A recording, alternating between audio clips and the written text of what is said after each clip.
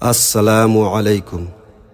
ذرا سوچئے، وہ معاشرہ جہاں غریب کو حقیر سمجھا جاتا تھا، جہاں دولت مند اور غریب کے درمیان آسمان و زمین کا فاصلہ مانا جاتا تھا، جہاں عدل و انصاف کا کوئی نام و نشان نہ تھا، جہاں طاقتور کمزور کا حق چھین لیتا تھا، ایسے اندھیروں میں ایک نور ابھرا۔ یہ نور تھا عدل فاروقی کا۔ جب حضرت عمر فاروق رضی اللہ عنہ خلیفہ بنے تو پورا نظام بدل گیا۔ وہاں جہاں ظلم عام تھا، انصاف کی حکمرانی قائم ہوئی۔ جہاں غریب محروم تھے، وہاں ان کے حقوق لوٹائے گئے۔ جہاں طاقتور کا زور چلتا تھا، وہاں سب کو ایک ہی کٹہرے میں کھڑا کیا گیا۔ حضرت عمر رضی اللہ عنہ نے ثابت کر دیا کہ اسلامی عدل صرف الفاظ کا نام نہیں بلکہ ایک زندہ حقیقت ہے۔ مدینہ کی دوپہر تھی۔ مسجد نبوی کے قریب وہ جگہ جہاں اکثر مقدمات پیش ہوتے تھے، لوگوں کی بھیڑ جمی ہوئی تھی۔ سب جانتے تھے کہ آج ایک بڑا مقدمہ سنا جانے والا ہے۔ ایک طرف قریش کا رئیس تھا، سفید گھوڑے پر سوار ہو کر آیا، قیمتی ریشمی کپڑوں میں اور ساتھ کئی خادم۔ لوگ اسے دیکھ کر دب جاتے تھے۔ دوسری طرف ایک غریب مزدور دھول میں لپٹے کپڑوں کے ساتھ ننگے پاؤں چلتا ہوا آیا۔ اس کی آنکھوں میں خوف اور لبوں پر جھجک تھی۔ لوگوں کی نظریں اس وقت اٹھیں جب حضرت عمر بن خطاب رضی اللہ عنہ آئے۔ سادہ لباس، ہاتھ میں ڈنڈا اور چہرے پر رعب و جلال کی جھلک۔ آپ رضی اللہ عنہ کے آتے ہی پورا مجمع خاموش ہو گیا۔ حضرت عمر رضی اللہ عنہ نے دونوں فریقوں کو دیکھا۔ ایک طرف رئیس اپنی شان سے کھڑا تھا، دوسری طرف غریب دبک کر بیٹھ گیا۔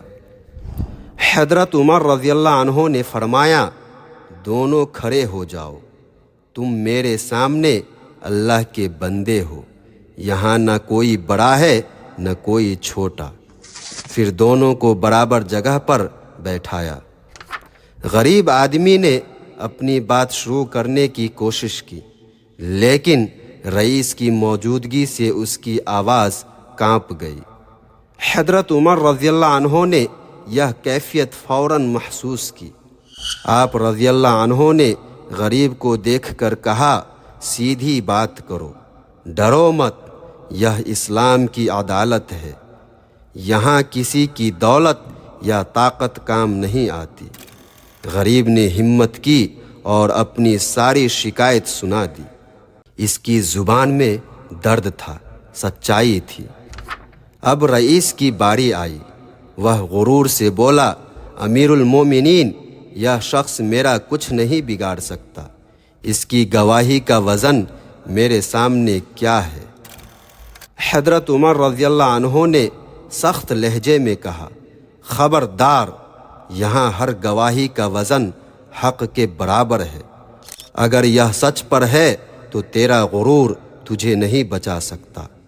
جب گواہیاں اور دلائل سنے گئے تو صاف ظاہر ہوا کہ حق غریب کے ساتھ ہے۔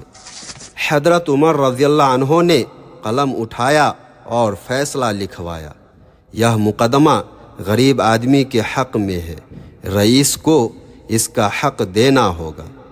یہ سن کر رئیس کا چہرہ لال ہو گیا۔